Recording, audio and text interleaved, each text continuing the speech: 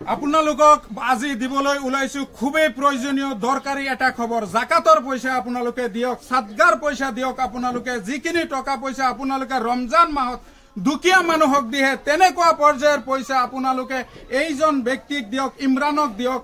আপোনালোকৰ টকাৰ দ্বাৰা তেওঁ আকৌ নতুন জীৱন পাব। নতুন জীৱন দান দিয়াৰ কাৰণে আপোনালোকৰ সহায় সহযোগিতাৰ খুবেই প্ৰয়োজন হৈ পৰিছে। গতিকে মই বিনম্ৰতা সহকাৰে আপোনালোকক অনুৰোধ জনাইছো, এই ব্যক্তিজনক, ইমৰানৰ গৈনীয়েক, ইমৰানৰ সৰু বাচ্চা লৈ পেলাই কান্দি আছে ৰমজান মাহত। এনেকুৱা একটা মাহত, ৰহমতৰ মাহত এই ফেমিলিটোৱে কান্দি আছে, ঘূৰি আছে। আমি সকলোৱে সামাজিকভাৱে একত্ৰিত হৈ পেলাই এই ফেমিলিটোক সহায় সহযোগিতা যিমান দূৰ সম্ভৱ হৈছে আমি কৰি আছো। এতিয়া আপোনালোকৰ সহায় সহযোগিতা কৰাৰ কাৰণে আমি সকলোৱে একত্ৰিত হৈ পেলাই অনুৰোধ জনাইছো। ৰমজান মাহত আমাৰ ইছলাম ধৰ্মী লোকসকলে বিভিন্ন ধৰণৰ টকা পইচা বিভিন্ন ধৰণৰ লোকসকলক দান কৰে, সাদগা কৰে, বিভিন্ন ধৰণৰ খেৰাত কৰে। সেই তেনেকুৱা টকাও আমাৰ বৰ্তমান দৰকাৰ হৈছে ইমৰানৰ ফেমিলিৰ কাৰণে। বৰ্তমান গুৱাহাটী GMCত ইমৰান ভৰ্তি হৈ আছে আৰু গৈনীকে ফেমিলি লৈ পেলাই কান্দি কান্দি সমাজত ঘূৰি আছে। গতিকে আপোনালোকে এই ফেমিলিটোক যদি এনেকুৱা সদগা ফিতৰাৰ পইচা দিয়ে, ইমৰানে নতুনকৈ আকৌ জীৱন দান পাব। গতিকে যদি আপোনালোকে বিচাৰে এখন ফেমিলি, এখন সুস্থ পৰিয়াল, সুস্থ হওক, মানুহজনে নতুন জীৱন দান পাক, আপোনালোকৰ সহায় সহযোগিতা খুবেই প্ৰয়োজন এইখন ফেমিলিত। গতিকে মই বেছি দীঘলীয়া নকৰো ভিডিঅ'টো। আপোনালোকে বিভিন্ন ধৰণৰ ভিডিঅ' পায়। যদি আপোনালোকে দিব পৰা নাই, সহায় কৰিব পৰা নাই, আমাৰ আপত্তি নাই, কিন্তু ভিডিঅ'টো এটা শ্বেয়াৰ কৰি দিব।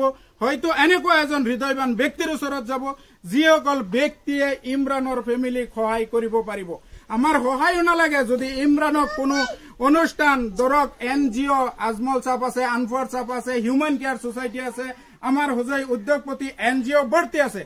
কোনোবা এটা NGO যদি আহি পেলাই এই ইমৰানক চিকিৎসাৰ দায়িত্বটো লৈ লয়, আমাৰ টকা পইচা একো নালাগে, আমাৰ কোনো ধৰণৰ সুবিধা নালাগে, ইমৰান বাচিব লাগে, ইমৰান সুস্থ হ'ব লাগে, এনেকুৱা এটা পৰ্যায়ত দয়া কৰি আপোনালোকে কৰি দিয়ক আৰু এই ফেমিলিটোৰ কাৰণে আপোনালোকে সহায় সহযোগিতা কৰক। বৰ্তমান মই অলপ স্পীচ লৈ পেলাই আপোনালোকক সত্যতা প্ৰমাণাৰ্থে দেখুৱাই দি আছো ঘটনাটো কেনেকুৱা পৰ্যায়ৰ বৰ্তমান হৈ আছে। বর্তমান ইমরানের কি পরিস্থিতি? বর্তমান পরিস্থিতিটা বহুত খারাপ, আর্থিকের দিকে বহুত খারাপ, পয়সার দিকে এরা ট্রিটমেন্ট করতে পারতেছে না। বর্তমান কোন জায়গায় আছে? বর্তমান আইসিইউতে আছে।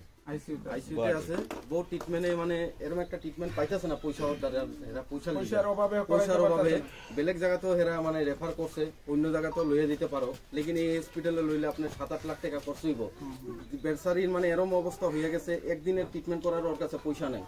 হ্যাঁ, এর লিগে আপনাদের কাছে অনুরোধ করছি, যারা সাহায্য করবেন, হ্যাঁ, জাকাত দিবেন, ফেতরা এরকম মানুষের দেন যেন আল্লাহ রাস্তায় আপনাদের কামে লাগে বুঝলা। হ্যাঁ, তো সবার কাছে অনুরোধ, আপনারা যেহেতু যা পারেন আপনারা দিয়ে সাহায্য করবেন। আর যারা সাহায্য করতে না পারেন তারা একটা শেয়ার করে দিবেন, যেন আরেক মানুষের কাছে পয়সা জিনিসটা তারা সাহায্য করতে পারে। এটাই আমার অনুরোধ সবার কাছে।